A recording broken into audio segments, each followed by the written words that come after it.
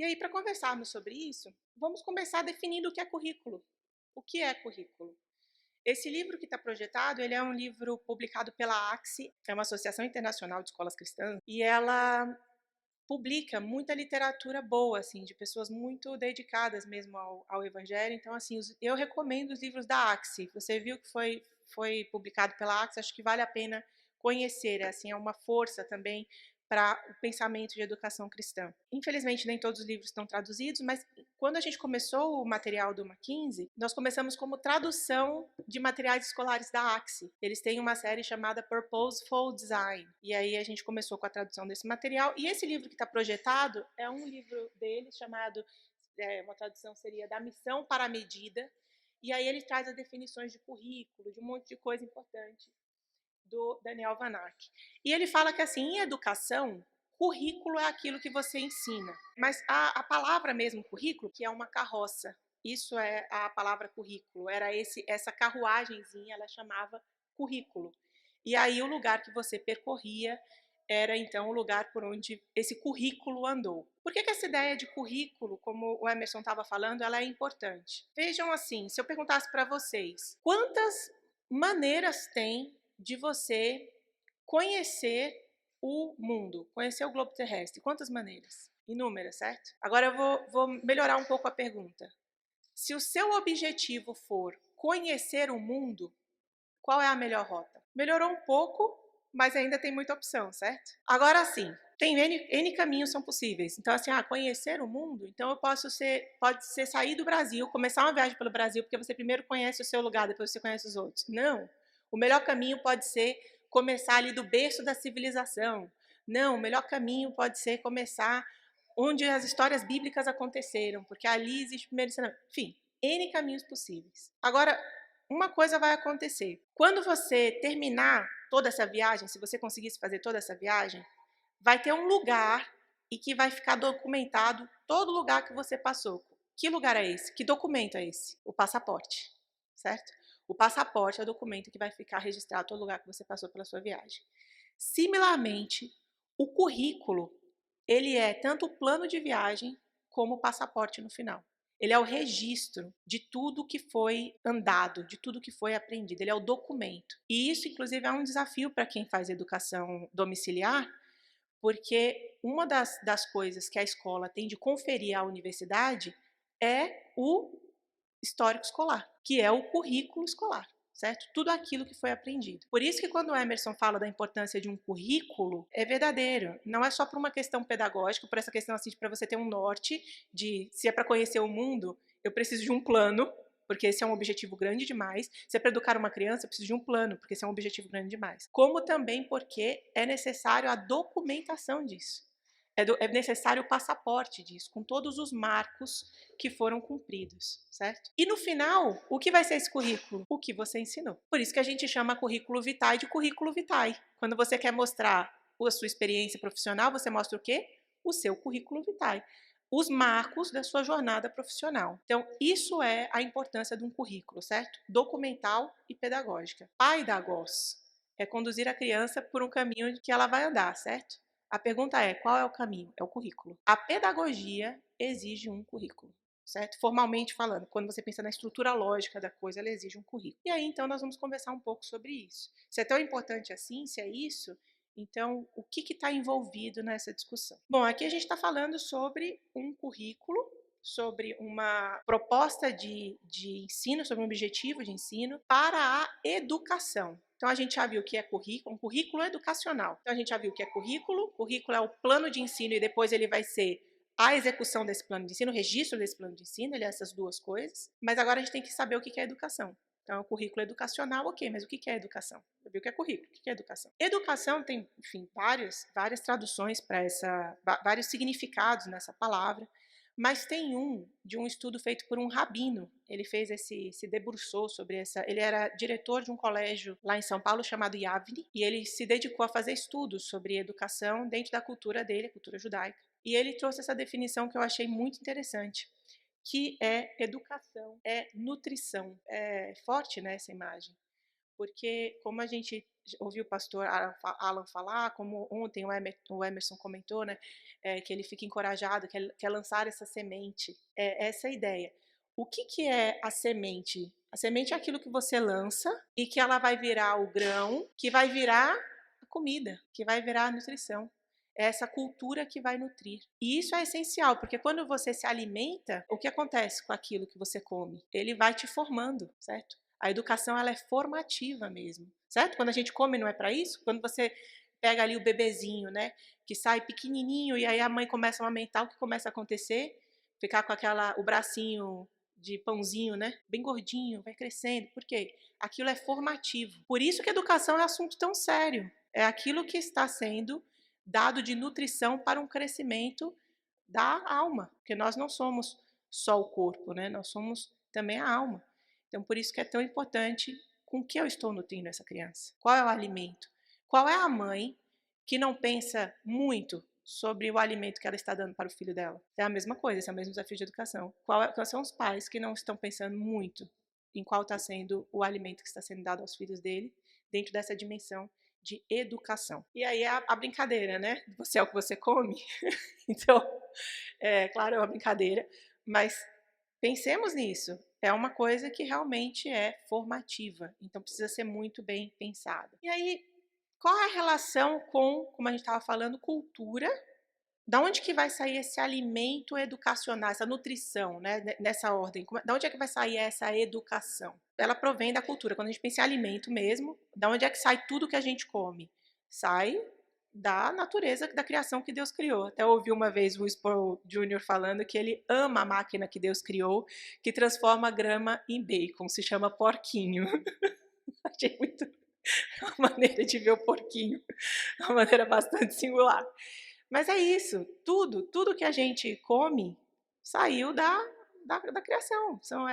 Alguém tá criando o gado para o leite, para a carne, os grãos para o pão, tudo está saindo da terra, certo? E aí, quando a gente pensa nisso, o que é? Isso é cultura. É a cultura de grão, é a cultura do animal, certo? A cultura pecuniária. Então, esse é o ponto.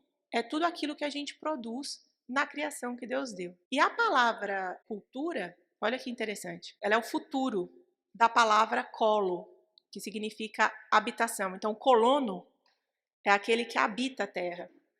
Qual é o futuro do colono? Cultura. É o que ele vai fazer na terra. E qual é o passado dessa palavra? Culto. O passado da palavra colo é culto.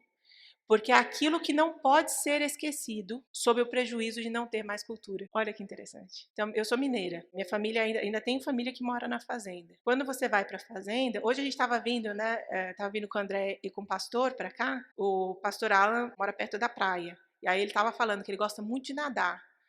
Aí eu perguntei para ele, mas Heavy, e como que é essa questão do mar que puxa? Aí ele falou, mas quem gosta de nadar conhece o mar. Conhece a hora da maré, conhece qual é o tipo de correnteza, a correnteza que você tem que esperar ela porque ela vai te devolver, a correnteza que não vai te devolver vai te levar para dentro. Então existe a cultura do mar. Ele estava falando que vou só compartilhar com vocês, porque caso vocês sejam como eu, que agora eu vou andar, toda viagem que eu for fazer, se eu for fazer alguma viagem em navio, eu vou andar com um frasco de querosene. Eu descobri que, se você estiver com querosene no corpo, tubarão não te ataca. Claro que isso é conhecimento que a gente precisa para agora, né?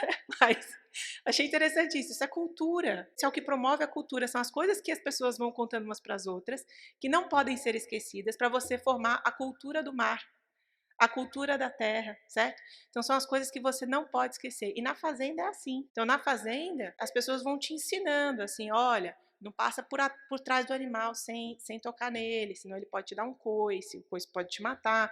Então tem uma série de conhecimentos que eles vão sendo transmitidos de geração em geração, porque se isso for esquecido, a pessoa vai levar um coice, não vai ter assistência médica na hora e ela morre. É simples assim, certo? Então, por isso que a gente educa. Porque tem coisas que não podem ser esquecidas, sob o prejuízo da gente não ter cultura. E aí a gente está falando aqui de coisas assim básicas. É interessante que assim ainda falando na dimensão mais humana, mais imediata que Deus nos deu. As pessoas se esquecem, a gente estava falando, né, Carol, agora, que a gente vai envelhecer. Isso vai acontecer. Quando a gente é criança, a gente não entende essa noção. Mas quando a gente começa a chegar nos 35, 37, aí você começa a perceber assim, essa biblioteca toda que eu fiz vai ficar para uma escola, né? Porque eu não vou ficar para sempre com essa biblioteca.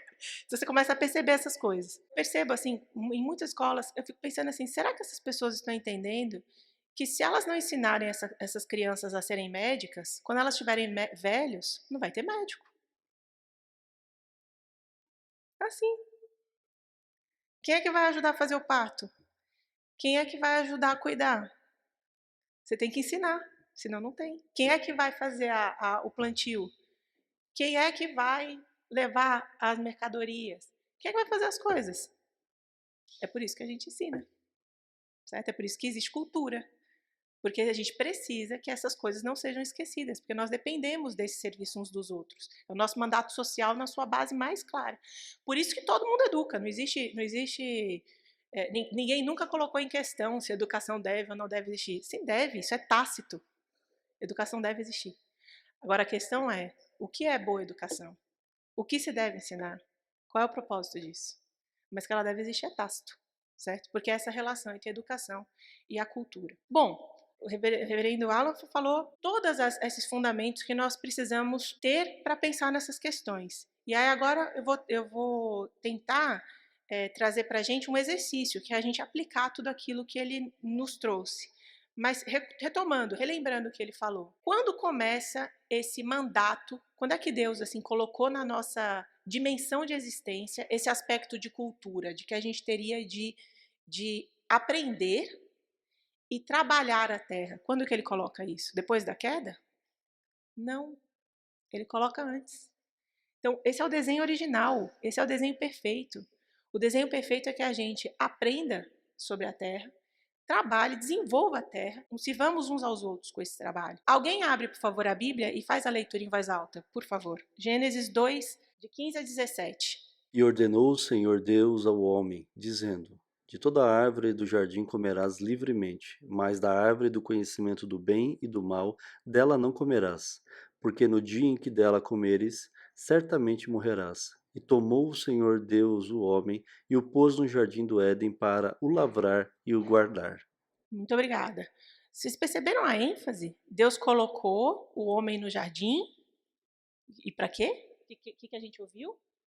E pôs o jardim do Éden para o lavrar. A lavoura, né? Em italiano é o trabalho, né? Lavoro, o trabalho. É o trabalho. Então, antes da queda, quando Deus estava colocando a condição da aliança, como a gente ouviu agora, ele falou: você está posto nessa terra para trabalhar. Sabe aquela ideia que o povo tem, quem ainda está, assim espero, né, entendendo as palavras do Senhor? Às vezes eu percebo que quem ainda está no processo, mas não entendeu, tem medo de morrer e ir para o céu e ficar tocando harpinha, né? Já viram isso, né? Assim, ai, deve ser um. Imagina, vou morrer para o céu e ficar lá tocando harpa. Como se assim isso fosse monótono. Tocar harpa é fazer alguma coisa. A gente está o tempo todo nessa dimensão, isso é muito tácito da gente. Deus colocou em nós esse impulso criativo, de trabalho. Esse impulso tá lá no Éden. Quando vocês veem os maridos que estão aqui, a esposa fazendo tudo, é uma força da natureza mesmo. A gente tem esse impulso, o impulso de trabalho. As mulheres, quando veem o marido cansado, é isso mesmo, é o impulso do trabalho. Isso foi antes da queda, certo? Então, esse desenvolvimento cultural, aprender a terra e trabalhá-la, isso é desenho de perfeição, desenho de antes da queda. Bom, aí chegou a queda. Vamos ver o que aconteceu com a queda. Gênesis 3, 17, versículo 17. E a Adão disse: Porquanto deste ouvidos à voz de tua mulher, e comeste da árvore de que te ordenei, dizendo: Não comerás dela? Maldita é a terra por causa de ti. Com dor comerás dela todos os dias da tua vida. Vai se alimentar do quê? Da onde que ele vai se alimentar? Da terra. Então não foi revogada essa relação entre o trabalho e o desenvolvimento da terra, não foi revogada. O que aconteceu agora é que vai ser com sofrimento. Certo? Trabalhar agora cansa mais, certo? Essa é a diferença. Mas foi revogado? Não. Continua existindo uma relação de trabalho, de terra, desenvolvimento da terra, de cultura. E isto para quê? Isso é bem importante. Para quê? Para se alimentar. Veja que interessante. É o processo educativo mesmo. Você vai trabalhar essa terra para se alimentar. Educação sempre está muito vinculado a isso. Agora, vejam só o que aconteceu quando Deus escolhe para si um povo. Então, olha a história que a gente está contando até agora. Deus fez o homem trabalhar na terra e ele tinha alimento farto disso. Ele se alimentava de todas as árvores, menos a árvore do conhecimento do bem e do mal, mas ele desenvolvia esse jardim.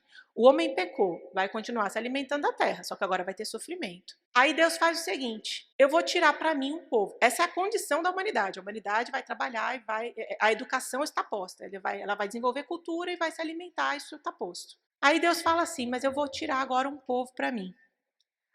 Para onde é que Deus levou esse povo? Qual foi o lugar para onde Deus, quando tirou o povo do Egito, ele levou para onde? Antes de chegar na cidade, para onde eles foram? Para o deserto. E eu pergunto para vocês, o que é que nasce no deserto? Nada. Nada nasce no deserto. Como é que eles iam comer no deserto? Como é que eles iam desenvolver cultura? Como é que eles iam desenvolver educação no deserto? Vamos ler como é que Deus resolveu esse problema? Êxodo 16, de 1 a 4. Partindo de Elim, toda a congregação dos filhos de Israel veio ao deserto de Sim, que está entre Elim e Sinai, aos 15 dias do mês segundo, depois de sua saída da terra do Egito. E toda a congregação dos filhos de Israel murmurou contra Moisés e contra Arão no deserto. E os filhos de Israel disseram-lhe: quem dera tivéssemos morrido por mão do Senhor na terra do Egito, quando estávamos sentados junto às panelas de carne, quando comíamos pão até fartar. Porque nos tendes trazido a este deserto para matardes de fome a toda esta multidão? Então disse o Senhor a Moisés: eis que vos farei chover pão dos céus, e o povo sairá, e colherá diariamente a porção para cada dia, para que eu o prove se anda em minha lei ou não. Olha o que aconteceu. Do que o povo estava reclamando, gente? Ai, que saudade daquela panela cheia de carne. Era isso, está escrito, a gente acabou de ler, a gente acabou de ouvir. Eles estavam reclamando de fome. Fome, assim, da cultura, fome de cultura. Não era só fome, é fome da cultura, porque ele não era só assim, agora eu comeria uma carne. Não, porque Deus nos tirou de perto das panelas. Não era só a carne, não. Era a abundância, sabe? Essa ideia de você chegar em casa. Sabe quando você chega em casa e tem aquele cheiro bem gostoso na hora do almoço? É a saudade dessa memória, é a saudade dessa cultura. Sabe quando você acorda e tem um cheirinho de pão na casa? É a saudade dessa cultura. Isso não é só comida, isso é cultura, certo?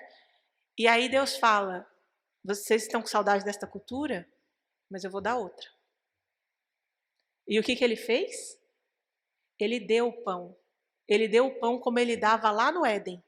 Eles não fizeram nada para isso. Eles não dependiam do trabalho deles para que esse pão chegasse. Esse pão chegava. Deus deu e deu com fartura na porção que eles precisavam. É fartura para aquele momento. E depois outro momento com fartura. E outro momento com fartura. Mas para aquele momento. E aí a gente tem um plot twist mesmo.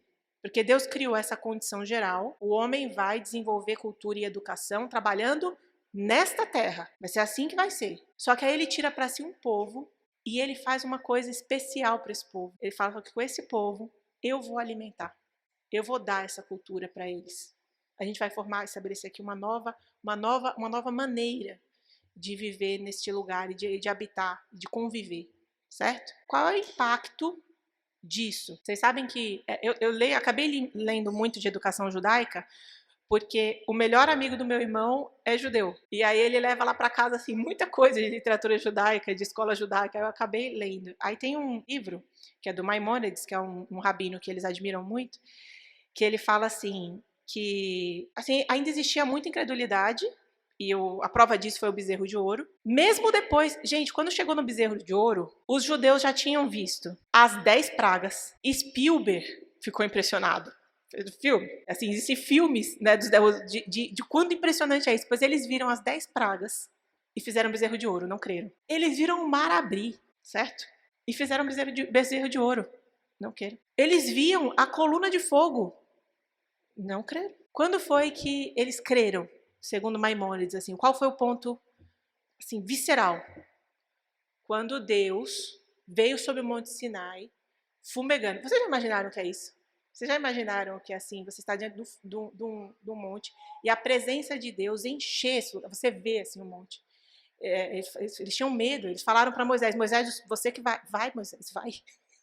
A gente vai ficar, vai Moisés, vai. Eles tiveram medo. Ali eles creram. E ainda assim, e aí cometeram ato de idolatria. Porque enquanto Moisés estava lá, e eles sabiam que Moisés estava na presença de Deus, eles fizeram bezerro. Só que o que aconteceu lá? Deus deu a segunda coisa nesse momento. O que foi que ele deu? Os 10 mandamentos. E como é que ele fez os 10 mandamentos? Qual foi o processo mesmo dos 10 mandamentos? Pegou uma pedra, e aí o dedo de Deus escreveu naquela pedra. E aí a gente chega na terceira palavra. A gente já viu educação, já viu a relação entre educação e cultura, entre isso que você precisa para sobreviver, isso é a educação, a base da educação. Só que agora a gente tem outra coisa. Deus fez uma insígnia. O que é ensinar? Marcar com um sinal. Deus marcou a pedra com um sinal. Deus colocou um sinal na pedra. Deus colocou um ensino na pedra. Então, ele mostra que a sobrevivência do povo, a cultura do povo, está no controle dele. Confiem, vocês vão sobreviver. Não vai faltar cultura para vocês, não vai faltar comida para vocês, não vai faltar fartura dentro do que vocês precisam. Não mais, nem menos. A porção de cada dia, como ela leu. E Deus deu ensino. Deus deu insígnia. Agora eu vou mostrar como é que vocês vão viver nessa terra. Eu vou dar a provisão e eu vou dar o como vocês devem viver nessa terra. Ensino. Isso foi o que aconteceu. Até aqui, o que a gente conclui então? Que educação tem a ver com nutrição, tem a ver com cultura, e para o povo de Deus tem a ver com ensino. A gente vai desenvolver a cultura dessa terra, a gente vai viver nessa terra, não é outra. Às vezes a gente fala disso, né, da cultura cristã, pela palavra. É o que o reverendo Alan falou ontem também aqui. Essa questão, né, das pessoas que se aproximam e se afastam da cultura. Os liberais e os conservadores. Os liberais pecam por abraçar demais, os conservadores por refutar demais. Sendo que Deus deu... Onde é que os cristãos estão vivendo hoje? Eu sou cristã, vocês também. Onde é que a gente está hoje? Qual é a terra que a gente está hoje? Estou falando de terra pó. É essa. Então, nós vamos desenvolver uma cultura nesta terra, só que o que a Bíblia nos ensina é, sabendo que aquilo que a gente vai desenvolver nesta terra, para sobrevivência, para nutrição, para comer, é abençoado por Deus, mas a gente não depende disso, porque o nosso sustento vem de Deus. Ele vai garantir esse sustento. E a gente deve fazer isso tendo em mente um ensino que ele deu de como que é para a gente viver. E isso vai ser a cultura cristã. Então é esse trabalho nesta terra, desenvolvido à luz da confiança na provisão de Deus e no ensino que ele nos dá. Isso vai ser, é isso que essa história está contando até aqui, certo? Aí, Deus deu ensino. Agora ele vai dar a pedagogia. Ele vai dizer como é que isso vai ser ensinado. Então vamos continuar a história. Alguém, por favor, lê pra gente Deuteronômio 5:1. E chamou Moisés a todo Israel, e disse-lhes: Ouve, ó Israel, os estatutos e juízos que hoje vos falo aos ouvidos, e aprendê-lo-eis e guardá-lo-eis para os cumprir. Certo? Agora Deus falou assim, essa pedagogia vai começar com vocês ouvindo. Tem uma frase, salvo engano, foi Machado de Assis quem escreveu, mas não tenho certeza disso, mas eu fiquei com a frase, que diz assim, que a singularidade do ouvido é que o ouvido não tem pálpebra. Não é uma frase genial essa? O ouvido não tem pálpebra. Se você está ao alcance, você ouve. Entra dentro de você. Então, a primeira coisa dessa pedagogia é ouça. Isso é interessante porque não é ver. Ele disse mais dessa pedagogia. Vamos mais um pouco. Pegando bem as palavras bem certas do versículo é ouça aprenda, guarde e cumpra. Por isso que várias vezes na Bíblia a gente tem que obedecer os mandamentos de Deus é amá-lo, é honrar esse ensino, é aceitar essa inscrição na pedra. Lá em Provérbios 3:1 fala: gravas na pedra do teu coração, gravas no teu coração. O nosso coração vira essa pedra em que essa insígnia é colocada. Ouçam, guardem, aprendam. Apreender é prender mesmo, é reter. Apreender é reter. Eu vou ouvir, vou aprender, vou reter, vou guardar e vou cumprir. Esse é o zelo. Esse é o zelo que Deus pede. Essas são as palavras. Vamos continuar a história. Deuteronômio 6, de 1 a 9, o clássico. Como diz o reverendo Mauro Meister, não tem congresso de educação cristã se Deuteronômio 6 não foi lido e relido várias vezes. Então vamos seguir a regra. Estes, pois, são os mandamentos, os estatutos e os juízos que mandou o Senhor vosso Deus para ensinar-vos. Ouve, pois, ó Israel. O Senhor nosso Deus é o único Senhor. Amarás, pois, o Senhor teu Deus de todo o teu coração, e de toda a tua alma, e de todas as tuas forças. E estas palavras que hoje te ordeno estarão no teu coração, e as ensinarás a teus filhos, e delas falarás assentado em tua casa, e andando pelo caminho, e deitando-te e levantando-te. Também as atarás por sinal na tua mão, e te serão por frontais entre os teus olhos. Ok, então agora a gente tem a pedagogia. Foi dado o pai da goza, é assim que a gente vai percorrer esse caminho. Então vamos lembrar, a gente vai desenvolver cultura como? Trabalhando a terra, lembrando que a provisão vem do Senhor. A gente vai fazer isso tendo em mente, gravados, guardados, aprendidos e cumpridos o ensino dele, a palavra dele. E como é que a gente vai fazer isso? A todo momento. Essa é a pai da goza. Enquanto a gente se deita, enquanto a gente se levanta, a todos os momentos a gente vai cumprir. Não é assim, agora chegou o momento de cumprir a vontade de Deus. Não, é a todo momento. É agora. E agora também. E agora também. E agora também. A todo momento. Não é em determinado momento do dia, é todos os momentos a gente deve cumprir essa palavra. E aí agora tem uma outra coisa muito importante que está sendo ensinado para a gente. Qual é o currículo? É o que se ensina. A gente já viu qual vai ser o caminho que a gente vai ter que percorrer, que é o ensino de Deus, aquilo que ele está ensinando. Então, o que a gente tem que ensinar? O que Deus nos ensinou. Esse é o currículo. Como é que a gente deve percorrer esse caminho, esse currículo? A todo momento falando, andando, caminhando junto, a todo momento cumprindo essa vontade. Agora, o que é que a gente está ensinando? Em poucas palavras, qual é o resumo, o que é que a gente vai ensinar se a gente cumprir isso que Deuteronômio está falando? Conhecer a Deus. É isso. Objetivo do ensino cristão. Conhecer a Deus. É isso. Em pouquíssimas palavras é isso. Por que isso é importante? E agora, fazendo o salto da tradição judaica para a tradição cristã. Na tradição judaica, sabe como é que funciona o pensamento do judeu em relação à escola? Funciona de duas formas. O que eu tenho que ensinar para uma criança? Deus. Como é que eu faço isso? Ensino hebraico. É isso. Ele tem que aprender a ler a Torá. Aí o que eu vou fazer? Além disso, eu vou fazer um processo que eles chamam de Agadá ou Agada, não sei pronunciar corretamente, que e eu vou compartilhar com ele os meus entendimentos do conhecimento de Deus que eu tenho andando junto com Deus. Entendimento. Entendimento é humano. Conhecimento de Deus é conhecimento de Deus. É ler a Bíblia, certo? Isso é a tradição judaica. Outra coisa interessante da tradição judaica que eu li estudando esses livros. No final de um dia de processo de aprendizado de um judeu, o pai não pergunta para o filho: meu filho, o que foi que você aprendeu hoje? Não é essa a pergunta. Sabe qual é a pergunta? Meu filho, qual foi a pergunta que você fez hoje? Porque se você tem como interlocução o Deus verdadeiro, se tem uma pessoa que pode perguntar, é você. Porque você está em diálogo com a verdade. Você está em diálogo com a sabedoria, que é a pessoa de Cristo, que estava lá desde o começo do mundo, está com ele, anda pela rua, clamando. Esse provérbio é a descrição de Cristo. Agora vamos fazer o salto.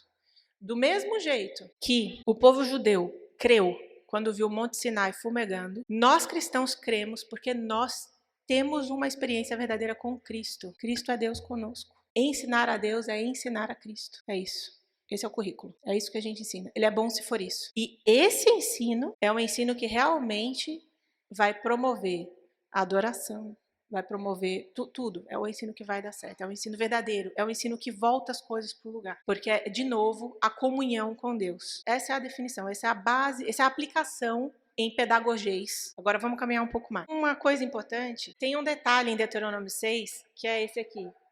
Também as atarás por sinal na tua mão, juízos e os estatutos do Senhor, e te serão frontais entre os olhos. É um ensino mesmo, é uma insígnia. E aí o que está dito lá em Apocalipse? Apocalipse 14:1. E olhei, e eis que o Cordeiro estava sobre o monte Sião. E com ele 144.000 que em suas testas tinham escrito o nome do Pai. Perceberam? Que existe um sinal, uma insígnia mesmo, em Deuteronômio, que é recuperado em Apocalipse. São aqueles que têm esse sinal que está frontal, cabeça, né? Na cabeça. Esse ensino. Só um detalhe interessante. E aí agora, vamos dar uma olhada nas lavouras. Porque, como a gente viu, não tem jeito de não desenvolver cultura. Não tem jeito de não desenvolver educação. Isso está acontecendo no mundo inteiro, está acontecendo agora. Isso é condição fundamental do homem. Deus nos criou assim. Todos nós estamos desenvolvendo cultura. Agora vamos ver como é que a gente está desenvolvendo cultura e educação dentro de outras insígnias. A gente viu a nossa, a insígnia cristã. Agora vamos ver as outras. Quando a gente faz a leitura de história da educação, qual foi a primeira insígnia no Ocidente? Eles faziam educação para quê? Qual que era o propósito? Qual que era a insígnia? Sabe, pensem assim, sabe quando na horta você coloca aquela plaquinha, tomate, sabe? É isso aí, isso é insígnia. Você está dizendo, está marcando ali o que é aquilo ali. Se a gente fosse lá ver a cultura, a educação dos gregos e lesse a plaquinha assim, para que é que eles estavam alimentando as pessoas? Eles alimentavam as pessoas do quê? Cidade-estado. Você lê a Ética de Aristóteles, qual que é o fim dessa educação? É o bom cidadão. É o cidadão da polis. Então, eles faziam isso. Tudo que eles ensinavam, a educação clássica dos clássicos, ela é educação política. Por isso que você tem a oratória, é para você falar na ágora. Por isso que você tem a lógica, a retórica, você tem tudo isso para você assim, entender o que está sendo falado e avaliar se isso é bom para a polis. Cerne, é a base da base da base. Essa é a insígnia lá dos gregos. Eles estão fazendo a educação para isso. Veja como a nossa insígnia, ela é muito maior do que isso. Ela é muito maior do que isso. A nossa insígnia é conhecer Jesus Cristo, se relacionar com uma pessoa, andar com ela todos os dias, cumprir os seus mandamentos. O nosso é muito além disso. Isso não nos torna maus cidadãos da polis. Nosso telos, a nossa finalidade é muito maior. É conhecer a Cristo. A dos gregos era ser um bom cidadão. É um bom cidadão, está civilizado, leu direitinho a Ilíada, a Odisseia, a Teogonia, tá bom. Você é romano? Leu a Eneida, leu as cartas de Cícero, tá bom. Passaporte, você faz parte desta cidade. Você é um bom cidadão. Você tem status civilitatis, que eles chamam. Você tem o estado de civilidade. Você é civil o suficiente para viver conosco. Você não é um bárbaro, um povo que fala bar, que eles não sabiam o que ele estava falando. É isso. Educação era para isso. Vamos ver outra horta. Modernidade. O que a modernidade diz? Francisco Cambi, História da Educação. Na modernidade, lembram lá das aulas de história? Que a gente tem período clássico, que são os impérios. Aí, valeu a pena ter lido 23 vezes o livro do sexto ano. Você tem a Idade Antiga, com os impérios. Aí, quando acabam os impérios, começa a Idade Medieval, o medievo. Por que eles chamam de Idade Média? Porque está entre a Antiguidade e a Modernidade. Então, a Modernidade chama a Idade anterior de Média. Ainda não chegou na gente, que é a Idade Moderna. Qual a característica da Idade Moderna? É o início do movimento contra Deus está morto. O racionalismo e o Iluminismo, que vão começar ali no Renascimento e vão desembocar. Então, qual que é a palavra? Agora sim, Francisco Cambi, História da Pedagogia. Começa um projeto de não mais Deus, não mais a Bíblia, não mais a Igreja. É o início do refuto disso, Idade Moderna. E quando você tira Deus da equação, o que é que você está revogando? Não é liberdade, é autonomia. Porque um peixe no oceano, ele é livre? É, certo? Tem o oceano inteiro para nadar. Agora, ele tem autonomia. Vamos pensar diferente. Um peixinho num aquário. Se você jogar ele no oceano, ele está livre? Tá. Se ele saltar do aquário, ele está livre? Vejam, ele não tem autonomia fora do aquário, porque nomos é a regra, nomos é lei. Então, ele não faz a própria lei. Um peixe não faz a própria lei. Ele pode querer o quanto ele quiser. Fora da água, ele não vive. Certo? Então, ele não tem autonomia. Ele tem liberdade, mas autonomia ele não tem. Certo? Então, o que começa a acontecer na modernidade é uma luta por autonomia. A gente vai viver o mundo nos nossos termos. O mundo vai ser o que o homem decidir que ele vai ser. Tem um vídeo de uma pessoa da ONU que ele fala, ele é judeu, ele fala, nós vamos governar esse mundo, está dito, assim, é uma conferência oficial da ONU. Nós vamos governar este mundo. E não vai ser este Deus que está no céu, nas nuvens, vão ser as nossas nuvens, as nuvens da UIPM, não sei o que. Ele fala, ele nominaliza, é um desejo de autonomia mesmo, é um desejo de falar, gente, é o seguinte, Deus não existe, a responsabilidade é toda nossa. E é assim, é bastante apaixonado porque é assim, tudo é responsabilidade nossa. Eles são muito dedicados, porque como é responsabilidade nossa, então a fome é responsabilidade nossa, a morte é responsabilidade nossa, todos os problemas do mundo são responsabilidade nossa. E eles estão assim, dedicados, devotos mesmo a esse trabalho. Nasce aqui, nasce na modernidade. Essa insígnia de que assim, para de mimimi, não vai chegar pão do céu. Pode enfrentar a realidade, vira homem e vai enfrentar a dureza do mundo. Esse é o trabalho da autonomia. E o mundo vai ser do jeito que a gente quiser que seja, porque a gente é a vida inteligente que existe. É a gente que vai determinar. É isso. Eles vêm assim, eles se dedicam a isso, eles são coerentes com isso. Essa é a insígnia da modernidade. E hoje? Hoje a gente já andou, hoje a gente já tem. Depois da modernidade vem a contemporaneidade. A modernidade começa com a Revolta Francesa, certo? E aí a contemporaneidade tem início, que é o nosso tempo. Até hoje já tem gente que fala de outras épocas, né? Já divide pós-modernidade, mas de maneira geral a gente está na contemporaneidade. E o que foi que a contemporaneidade chegou? Da autonomia, dessa ideia de que o mundo vai ser do jeito que a gente quer, eles disseram como é que eles querem o mundo. Hoje está dito como é que eles querem, como é que vai ser o mundo, como é que o homem entende que é o melhor mundo possível. Ele é um mundo igual, ele é um mundo produtivo, ele é um mundo sustentável. Você abre a BNCC, tá assim, este currículo é para trazermos um mundo mais igualitário, justo e democrático. E olha, ninguém de bom senso vai falar assim, não, acho que o mundo bom mesmo é mundo injusto. Quem vai falar isso? Certo? Porque existe uma lógica básica, civilizatória. Só que, atentem, é outra insígnia. Nós temos a responsabilidade de perceber isso. É outra insígnia. E nós temos uma insígnia. A nossa insígnia é... Qual é a nossa insígnia? Conhecer a Deus.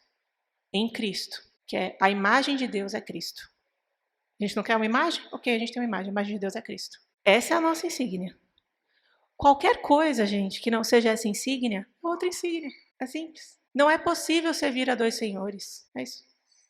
Não é possível ter dois currículos. Você vai gravar no seu coração uma coisa.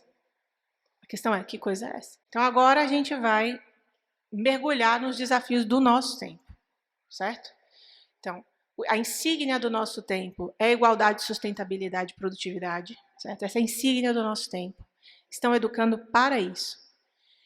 E aí eles estão definindo currículos para isso. Esse documento que está projetado aí é um documento promovido por uma iniciativa chamada Movimento pela Base Nacional Comum Curricular.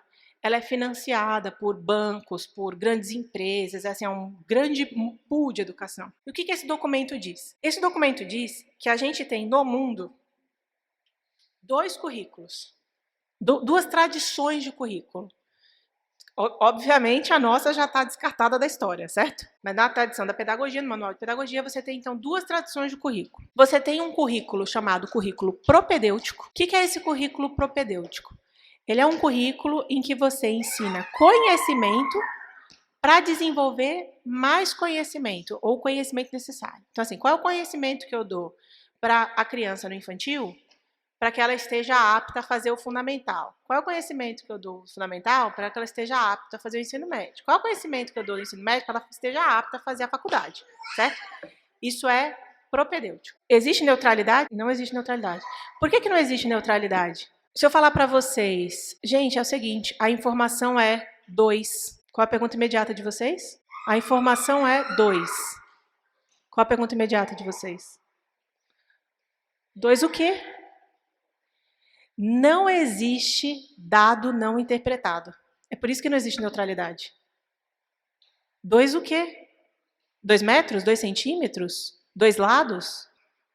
2 reais? 2 o quê? Qual é a base interpretativa desse dado? Por isso que não existe neutralidade. Certo? Bom, o que nós estamos vendo aqui? Esse currículo propedêutico, ele é um currículo que lida com conhecimento. Conhecimento é conteúdo. O que é conteúdo? É aquilo que contém ou está contido. Conteúdo. Para você lidar com uma informação que está contida, você precisa de uma base interpretativa. Você precisa de um ensino. Alguém vai professar, vai ser professor. Alguém vai te ensinar um dado interpretado no currículo propedêutico. O que foi que eles concluíram? Os grandes pensadores do mundo. O que foi que eles concluíram? Só um parênteses também. Fizeram uma vez, está no livro do Chesterton, Ortodoxia. Fizeram uma pergunta para os grandes pensadores do mundo, qual era o problema do mundo. Escreveram cartas. Aí o Chesterton respondeu, prezados senhores, sou eu. Ponto, assinado Chesterton. Achei a resposta mais sucinta da história. Bom, o que esses grandes pensadores chegaram à conclusão? Que o currículo propedêutico, ele tinha um problema. Ele deixou de desenvolver grandes feitos da civilização? Não. Você anda por aqui. Eu estou lá no Alvin. É um prédio lindo, certo? Esse conhecimento que o currículo propedêutico fez a gente desenvolver até aqui, fez a gente ter tudo que a gente tem. Eu li isso num livro também, achei bem legal. Pensem o que vai existir no mundo até 2060. O que vocês acham? Assim? Pode pensar em ficção científica. Especulem aí. O que vai existir no futuro, 2060? Humanoides, que mais? 3000, ano 3000. O que vai existir? Vamos, pode falar, fala. Todos os filmes livros de ficção científica que a gente leu, fala aí. Teletransporte, mais. 3500. Jesus já voltou. A gente está na glória, em 3500. Esse exercício, ele mostra que tem uma hora que a gente não consegue mais imaginar o que vai acontecer. E que tudo que a gente imagina é tudo que foi escrito até agora. É tudo de ficção científica que a gente produziu agora. Então, é assim, todo conhecimento que foi desenvolvido pela humanidade até agora foi desenvolvido nesse currículo propedêutico, com pessoas ensinando umas às outras, trazendo suas bases interpretativas e organizando as informações até assim. Então, ele não falhou cognitivamente, nem ele falhou culturalmente. A comida vai faltar, lembram disso? As teses malthusianas. A comida cresce numa proporção menor do que o desenvolvimento populacional. Vai acabar a comida. Revolução Verde, resolveram esse problema com esse conhecimento. Todos os desafios que a gente teve até agora, as pessoas não vão sobreviver por causa das doenças. Sobreviveram. Todos os desafios que a gente teve, o conhecimento ensinado. Ok, cumprido. A gente desenvolve a cultura, a gente resolve os desafios desta terra com sofrimento, mas desenvolve. Não é esse o problema. Qual é o problema, então? Isso está escrito, gente, está escrito em grandes manuais de pedagogia de literatura. O problema é que este currículo, essa linha de currículo, na defesa deles, ela não é democrática. Esse é o argumento, é isso que está escrito. O maior problema deste currículo propedêutico é que ele não é democrático. Porque ele exige esse desenvolvimento cognitivo, e o desenvolvimento cognitivo ele não é padronizado. Não tem como você garantir que todo mundo tem o mesmo desenvolvimento cognitivo. E 2, ele sempre depende da autoridade de alguém, que é alguém a quem foi dado o papel de ensino. E aí a pergunta que eles fazem, que hoje está sendo feita nos grandes fóruns de discussão de educação é: por que é essa base interpretativa? Por que é a base interpretativa do homem branco europeu? É o perigo da história única, que tem um vídeo que corre por aí, certo? Por que não é outra pessoa que pode trazer sua base interpretativa? E a gente vai ver onde isso vai dar, certo? A gente vai ver onde isso vai dar. Então, por isso que o currículo propedêutico hoje, ele está sendo discutido. Ele está sendo discutido desde 1920 nos Estados Unidos pelo americano John Dewey. A gente vai ler o que ele escreveu. E por que existia esse currículo propedêutico por tanto tempo? Porque isso não era um problema. No Ocidente isso não era um problema. Porque o Ocidente trabalhava com a cultura remanescente do cristianismo, que era de que existe uma verdade. Então, a autoridade, quem ensina, está trazendo a base interpretativa da busca pela verdade. Era por isso que não existia essa querela. Mas agora existe, porque isso está sendo colocado em questão. Que verdade que existe? Se não existe Deus, lógica da autonomia. Se não existe Deus, tudo que existe são os homens, a verdade é o que o homem disse é verdadeiro. Isso é autonomia. É o homem que está dizendo a lei. Então, por que essa verdade aí? Por que não outra? Esse currículo, então, não nos serve. Por que todo mundo está sentado ouvindo uma pessoa falar? Quem está dando autoridade para essa pessoa que está falando? Por que vocês estão se sujeitando a ouvir essa pessoa? Essa é a crise que essa autonomia começa a colocar, certo? Se todo mundo diz qual é a regra, então realmente todo mundo é igual. E ninguém tem essa força sobre, certo? Essa começa a ser a crise. E quem escreve, só para dizer o nome? O Zabala escreve. Ele tem um livro, Anthony Zabala, em que ele fala isso, que um dos grandes problemas, são 3 problemas, mas o maior deles, na visão dele, é que este currículo propedêutico, ele não é um currículo democrático. Então, por isso, a gente tem que pensar um outro currículo. E aí eles chegaram em qual currículo? O currículo escola novista. Na verdade, eles chamam de currículo por competências e habilidades. O nome do currículo é esse. Existe o currículo propedêutico e existe o currículo por competência e habilidade. Onde é que isso está colocado desse jeito, esses 2 currículos, nesse documento? O Movimento pela Base é um estudo acadêmico, vocês podem entrar lá, podem baixar, e ele explica, então, que existem essas 2 tradições.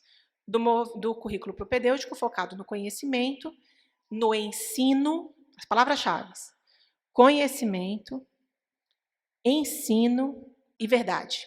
Essas são as 3 palavras-chave do currículo propedêutico. E existe esse outro currículo, que é o currículo por competências e habilidades, cujas palavras-chave são autonomia, habilidade e competência. E aprendizagem. 2 tradições de currículo. O currículo propedêutico, ele é muito tradicional na Europa.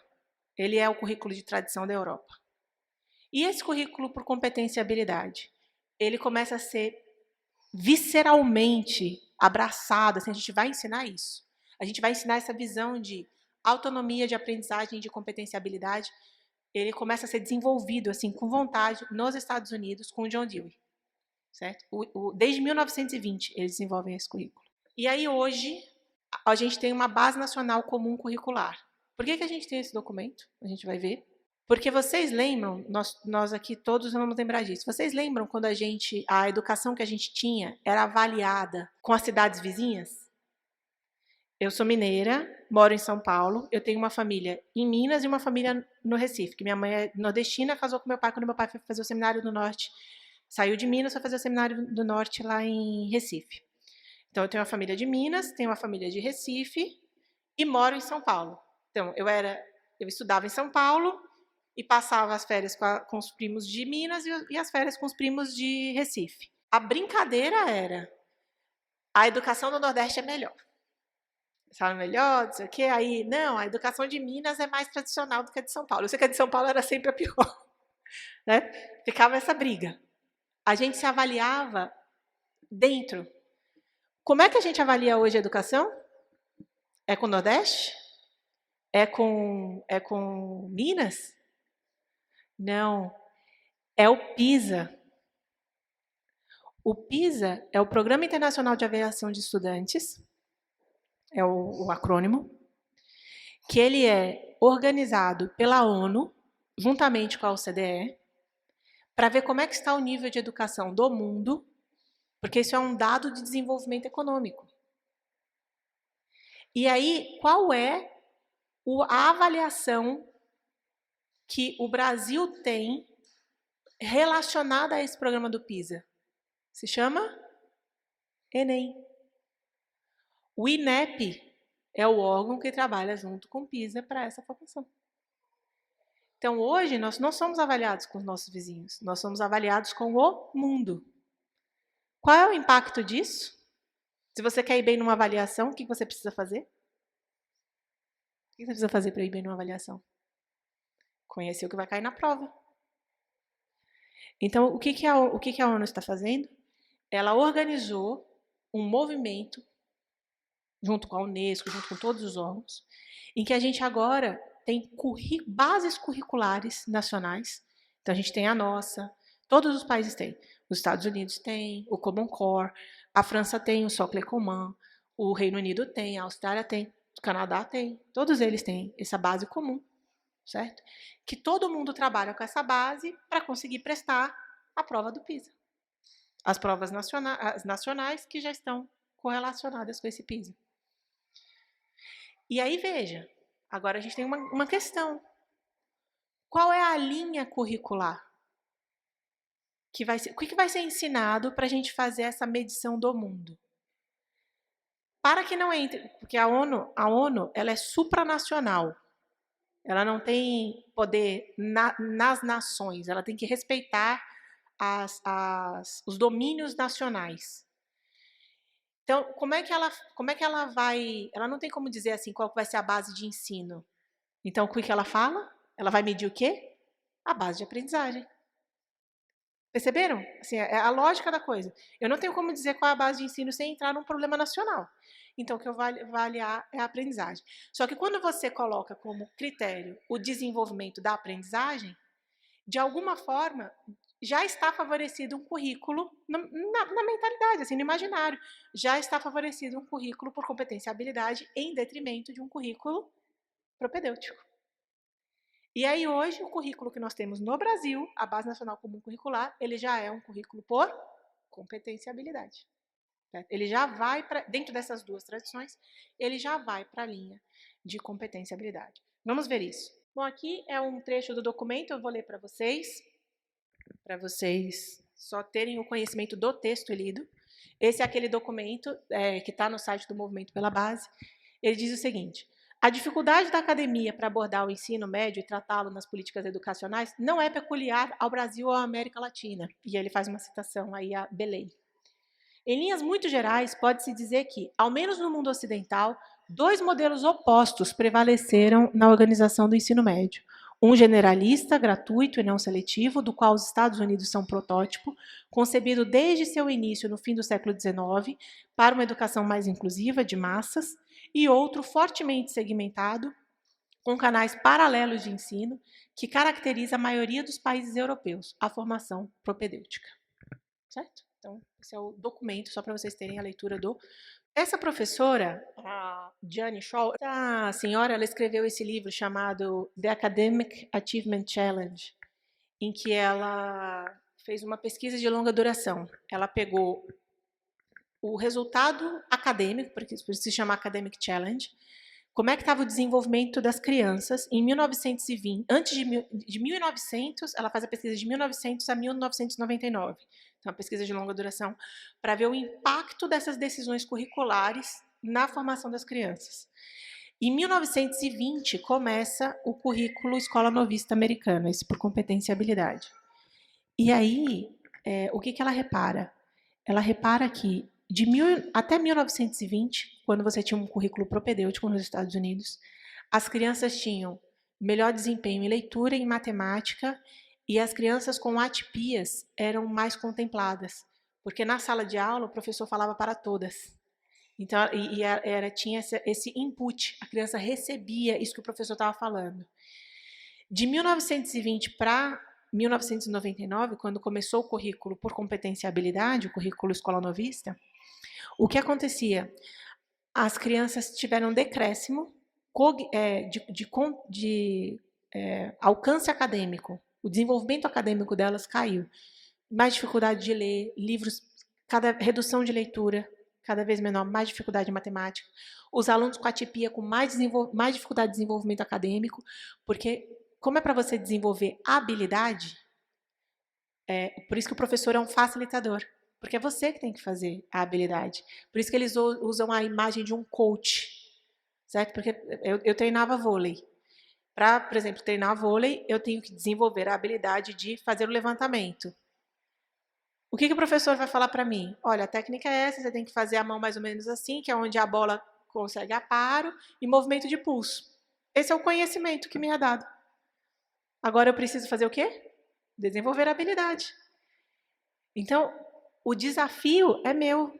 Como é que você desenvolve? Como é que você tem um currículo de habilidade? Ele é um currículo de projeto. O professor lança desafios e as crianças têm de resolver esses projetos, porque quando eles estão fazendo, que eles vão desenvolvendo habilidade. As crianças de atipia sofrem muito com isso, porque elas precisam de ajuda para fazer as coisas. Então, elas nem têm o input, porque diminui a quantidade de conhecimento que é dado, e elas têm dificuldade de desenvolver habilidade, porque elas têm necessidades especiais. Então, ela fez esse levantamento de tudo isso e publicou nesse livro chamado The Academic Challenge, todos os dados da pesquisa dela. Esse livro do Anthony Kronman, ele é um PhD em filosofia na Universidade de Yale, e eu vou ler para vocês o que ele fala dessa troca de um currículo propedêutico para um currículo por competência e habilidades. A avaliação dele é a seguinte: há quem continua a pensar o trabalho com humanidades como um fórum para que o sentido da vida seja explorado e não apenas um conjunto de informações repassadas de especialistas para especialistas. Mas mesmo esses têm dificuldade de fazer esse trabalho. Muito mudou. Os clássicos perderam seu lugar central no currículo. A teologia não é mais provedora de uma perspectiva compartilhada de moralidade e espiritualidade. A importante certeza de que fé e ciência são congruentes foi dizimada. E a educação deu lugar a uma concepção pluralista. Tudo isso contribuiu para uma cultura de experimentação, ceticismo e espírito aventureiro. Essa é a conclusão a que ele chega, certo? Porque o que eles começaram a discutir também dessa consequência de um currículo por habilidade e competência? Que a competência e a habilidade, ela é desenvolvida dentro de um paradigma. Para quê? Competência de fazer o quê? Habilidade para quê? E o paradigma é econômico. É para trabalhar, para a gente aumentar a riqueza do mundo. Tanto que a OCDE, que é a Organização de Comércio e Desenvolvimento Mundial, está envolvida, certo?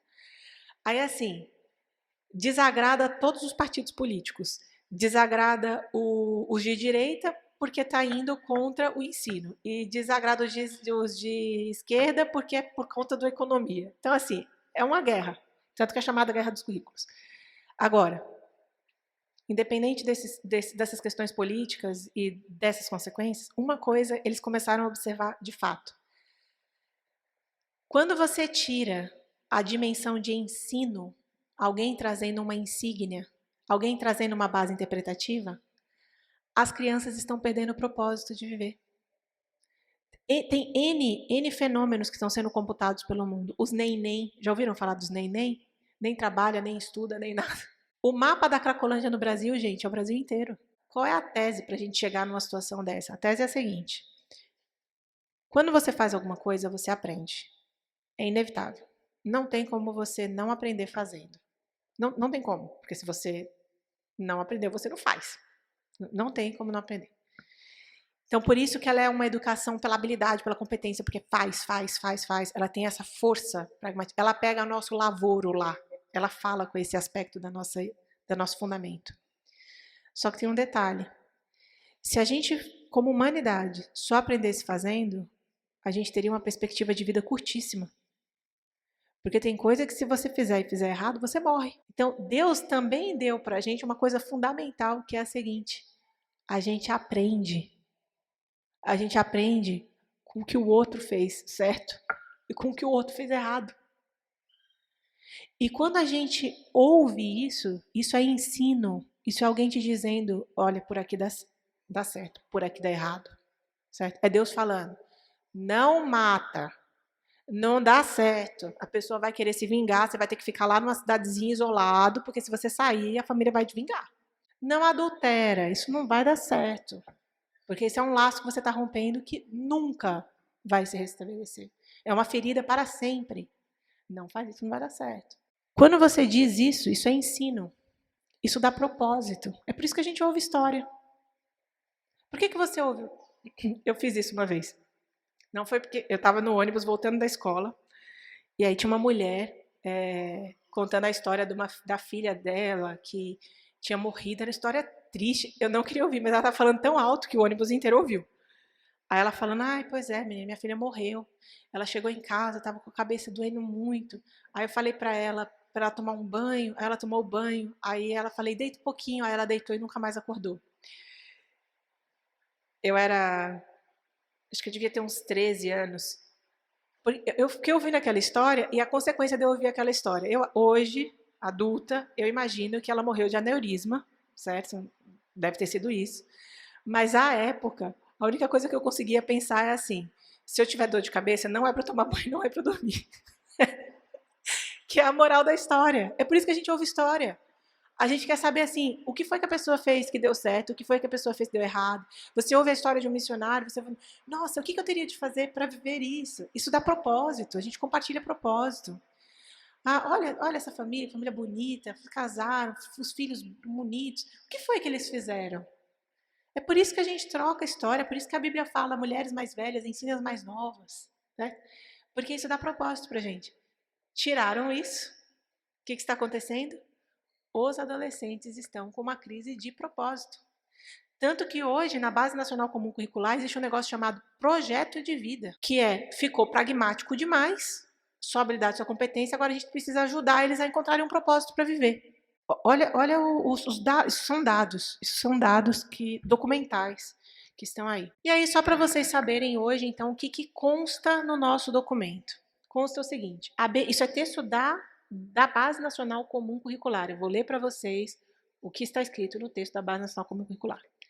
A BNCC afirma de maneira explícita o seu compromisso com a educação integral. Ok. Nota de rodapé. O que é educação integral, BNCC? Aí eles colocaram uma nota de rodapé e lá embaixo está escrito o que é educação integral.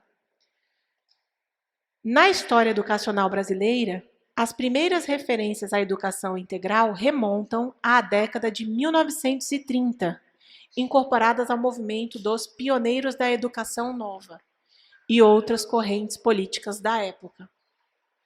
Ok, o que é educação nova? Esse próximo slide, ele é um print de uma tela da FGV de educação, certo? Em que ele traz História da Educação. Olha o que a gente lê nele.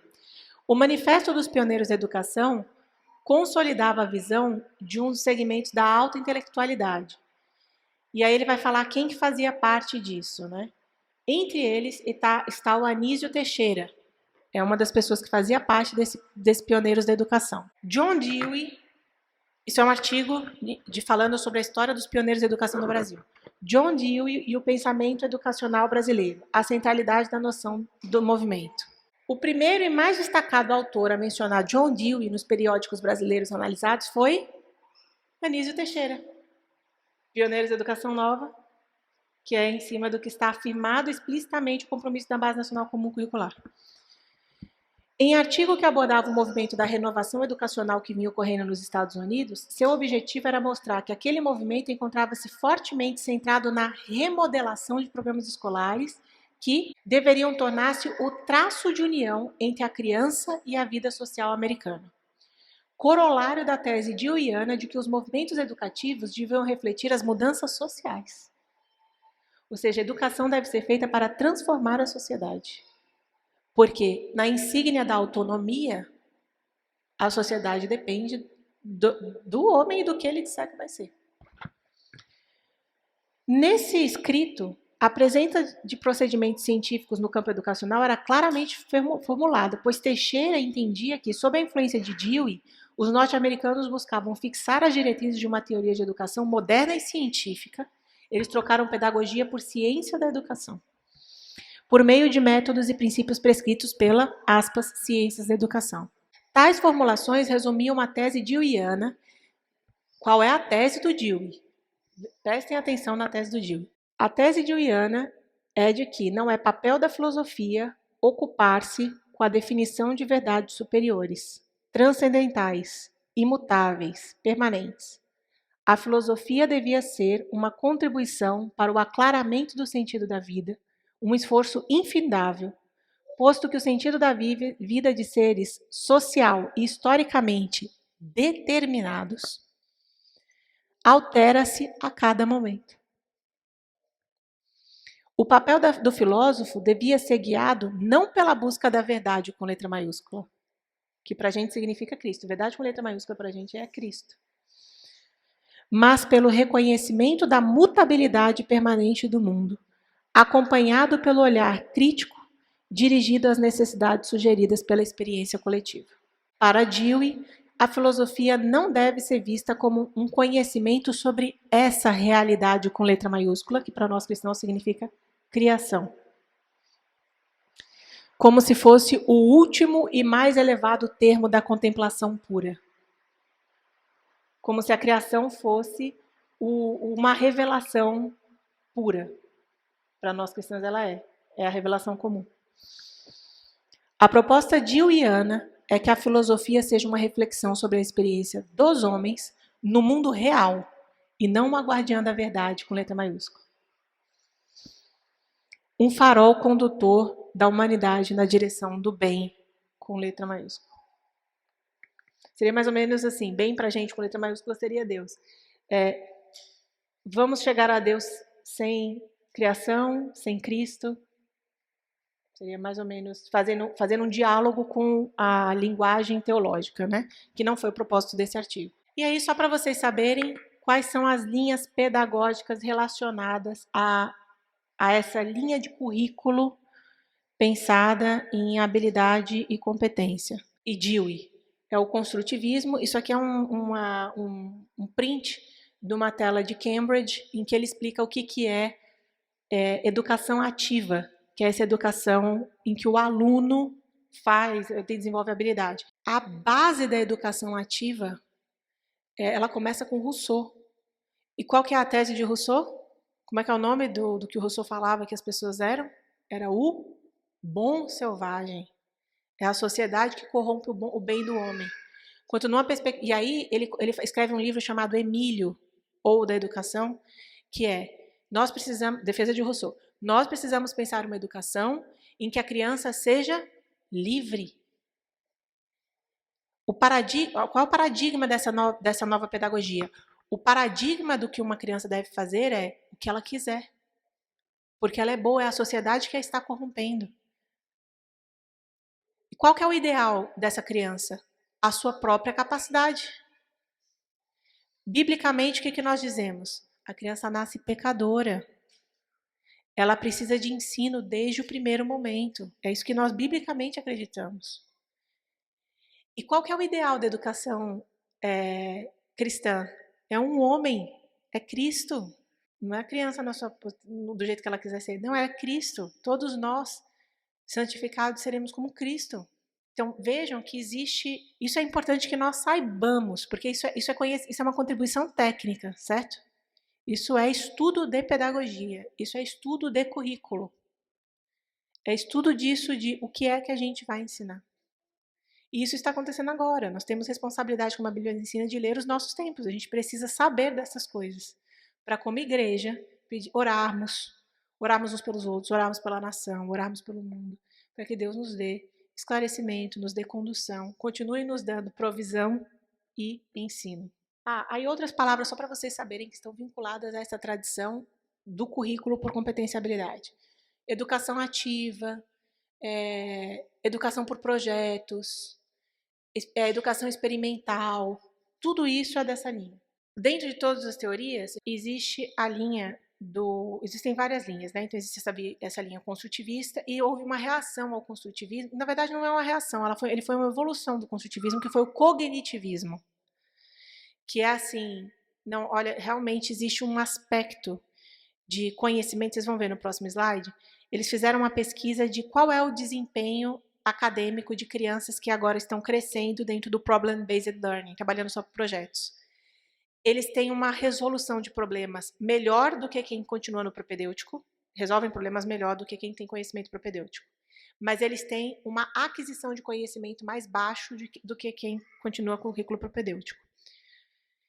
E aí, o que eles discutiram, então é assim, então peraí, gente, a gente precisa de conteúdo, tá fazendo falta. E aí eles começaram a desenvolver uma linha, isso é claro, uma redução enorme, é muito mais complexo que isso, mas de uma maneira geral é isso. Eles começaram a desenvolver uma linha cognitiva e foi muito vinculada ao desenvolvimento da inteligência robótica, o MIT. Como que a gente faz a máquina aprender, o machine learning, para desenvolver inteligência artificial? Então, eles estudavam como é que a mente processa conhecimento para conseguir criar a modelagem matemática para ensinar a máquina. E aí eles viram a importância do conhecimento. Uma dessas linhas é da aprendizagem significativa. O clássico teórico é o David Ausubel. Agora, qual que é o grande ponto que bate com a visão de mundo cristã? Essas linhas cognitivistas, como elas são autônomas, elas entendem que a gente chega no conhecimento internamente à nossa cabeça, a verdade está na nossa cabeça. Eles não reconhecem que a verdade está criada fora de nós, que é a verdade de Deus. Eles não fazem esse salto. A verdade está posta no nosso conhecimento, a gente tem entendimento, não criação de verdade. Esse é o salto. O grande representante do cognitivista no Brasil é o Marcos Moreira, e sendo coerente com a linha de um currículo por habilidades e competências, ele chegou nessa tese, então, de que a gente deve dar aula de boca fechada. E o nome do teórico com quem ele está conversando é Don Finkel, e eu vou ler novamente para vocês como é que começa esse artigo. Começa dizendo: neste trabalho propõe o abandono da narrativa como modelo clássico de aula. Não é para ter esta pessoa que professa, porque se você vai desenvolver aula, habilidade e competência, você tem que trazer atividade. Não é ensino, não é narrativa, certo? E isso é um trabalho bem... Ele é uma pessoa físico que está fazendo um trabalho muito proeminente de educação nessa linha. Esse é o texto que eu mencionei, é um artigo da Elsevier, em que ele mostra como é que está esse desenvolvimento das crianças por competência e habilidade em relação ao propedêutico. E aí ele chega nisso, né, que será que o Problem-Based Learning, o aprendizado por projetos, é uma abordagem pedagógica melhor do que a tradicional, de ensino instrucional, desenvolvendo as futuras gerações? Baseado nas evidências desse artigo, de aplicação dessas duas linhas nas escolas médicas, a resposta seria, somos tentados a responder não. O que seria um caminho médio seria termos ainda pequenas aulas de ensino, lecture-based approach, junto com um pouco de desafios de resolução de projetos, problem-based learning. E para terminar, o que o texto da BNCC diz sobre qual é o fim, então, de todo esse empreendimento de habilidades e competências. Ao longo da educação básica, as aprendizagens essenciais definidas na BNCC devem concorrer para assegurar aos estudantes o desenvolvimento de 10 competências gerais que consubstanciam no âmbito pedagógico os direitos da aprendizagem e desenvolvimento. Ao definir essas competências, a BNCC reconhece que a educação deve afirmar valores e estimular ações que contribuam para a transformação da sociedade, tornando-se mais humana, socialmente justa e também voltada para a preservação da natureza, mostrando-se alinhada à Agenda 2030, Organização das Nações Unidas, ONU. Ou seja, a gente vai educar as crianças para desenvolver habilidades e competências para que sociedade? A sociedade que está desenhada na Agenda 2030 da ONU. Então, qual é o documento que nós precisamos ler? A Agenda 2030 da ONU. Essa está sendo o desenho, essa é a nova cidade grega, certo? É a nova polis. As pessoas vão ser educadas para esta polis. É isso que está escrito no nosso documento, na nossa Base Nacional Comum Curricular. Esse aqui é o documento. Eles têm 17 objetivos para transformar o mundo, por isso que é transformação da sociedade. E eles têm data. É até 2030. Eles têm que cumprir essa data. Esse é um tópico do texto que fala: essa agenda não tem um escopo, ela é sem precedentes. E de uma significação assim também sem precedentes. Ou seja, é a primeira vez que a gente vai ter esse desenho social global. E esse aqui é o reporte, eles determinaram a educação e habilidades para o século XXI, por isso que são competências e habilidades, que são desenhadas em conjunto com isso, e eles fazem associações com os órgãos nacionais, e é isso que esse texto mostra, que vai ter um diálogo entre os ministérios da educação e outros stakeholders para debater como que vai ser a implantação dessa Agenda 2030. Então, é realmente um movimento de educação global, certo? Para essa sociedade. Leiam, certo? Eu estou trazendo tudo isso para vocês terem informação, para que nós como igreja precisamos saber, precisamos ter conhecimento destas coisas, que isso está acontecendo. Leiam esses documentos, mas um resumo, que são inclusive as palavras-chave deles mesmos, seria então a insígnia de igualdade, produtividade e sustentabilidade. Não vamos nos esquecer que o nosso ensino, o nosso currículo deve ser o conhecimento de Deus, que ultrapassa tudo isso. Olha, com o conhecimento de Deus a gente também desenvolve habilidade, a gente também faz tudo isso. Mas a gente não pode se esquecer que a nossa insígnia é outra. Isso a gente tem um compromisso como igreja. A gente tem um ensino de Deus. Então, a nossa insígnia é essa. A gente está nesse tempo, a gente tem os desafios do tempo, a Bíblia ensina muito sobre isso, ensina sobre Daniel vivendo na Babilônia, ensina muita coisa. Então, assim, o como lidar com tudo isso é a conversa que a gente vai precisar pedir oração, conversarmos uns com os outros, pedimos ao seu pastor, a gente tem muito ainda a conversar sobre isso. Mas a gente precisa saber, e a gente precisa saber a quem a gente serve, que é o Senhor, certo? E que o nosso objetivo como cristãos é promover o conhecimento de Cristo. A todos, é como o reverendo lembrou. Às nações a gente vai dar este testemunho, proclamar esse evangelho. As nossas crianças vão proclamar esse evangelho. Essa é a grande comissão. Essa é a carta que a gente precisa deixar para o futuro. A carta de que Deus amou o mundo de tal maneira que deu seu Filho único, para que todo aquele que nele crê não pereça, mas tenha vida eterna. E algumas sugestões para que a gente navegue no nosso tempo. O que a Bíblia nos ensina? Lá em Lucas 10, 25, 28, tem aquele momento em que o doutor da lei levanta e pergunta para Jesus: Mestre, o que farei eu para herdar a vida eterna? E Jesus disse: que está escrito na lei? Como lês? E ele respondeu: amarás ao Senhor teu Deus de todo o teu coração, de toda a tua alma, de todas as tuas forças, de todo o teu entendimento e ao teu próximo como a ti mesmo. E Jesus disse: respondeste bem, faz isso e viverás. Então, no nosso mundo, nos desafios que nós temos pela frente, como separar o joio do trigo, certo? Desses grandes embates de currículo, porque vejam, gente, o problema é, colocando a dimensão do problema como ele é, dentro da cultura, dentro da educação. Isso vai se tornar as bases para o Enem, que é o que você precisa fazer para fazer vestibular. E aí, entendem como o problema vai ficando mais severo? Porque existe uma questão de cultura mesmo, de desenvolvimento, de sobrevivência. Então, assim, a gente não pode se esquecer que Deus é o nosso provedor e de que Ele nos dá sabedoria para lidar com todas as questões. E isso aqui é o ensino de Cristo. Então, uma boa um bom método para a gente lidar com tudo isso. Quando a gente estiver diante dessas decisões do que fazer em educação, qual o melhor currículo, que material eu uso, tudo isso, algumas coisas que a Bíblia nos ensina. Leva a amar a Deus? Façamos essa pergunta. Detém a verdade de Deus e mentira? Não é bom. Se detém a verdade de Deus e mentira, não é bom. Promove conformação da nossa alma a esse mundo? Não é para conformar. O que Paulo diz? Não vos conformeis. Nos convém? Tudo é lícito, mas convém? É um pensamento cativo a Cristo? Levem todos os pensamentos cativos a Cristo. Promove ansiedade e desvio de nossas forças? Não andeis ansiosos. Serve ao próximo como a nós mesmos?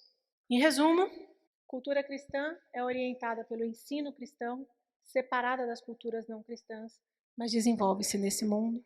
E a educação e o cristianismo, temos uma nutrição especial que nos é dada por Deus todos os dias, assim como o maná no deserto, que é Cristo, o Emanuel, Deus da vida, pão da vida, Deus conosco. E temos tudo que está criado, e toda a criação revela os atributos de Deus, como diz em Romanos 1, e tudo que está criado está sob o domínio do homem. E temos frutos de uma cultura cristã quando amamos o Senhor nosso Deus de todo o nosso coração, de toda a nossa alma, de todas as nossas forças, de todo o nosso entendimento e ao nosso próximo como nós mesmos.